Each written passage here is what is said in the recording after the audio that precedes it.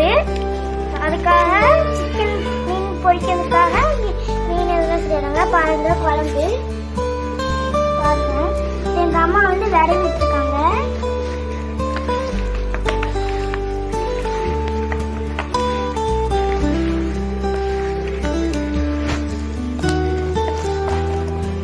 பாருங்க சோறு அவிஞ்சு போட்டுட்டு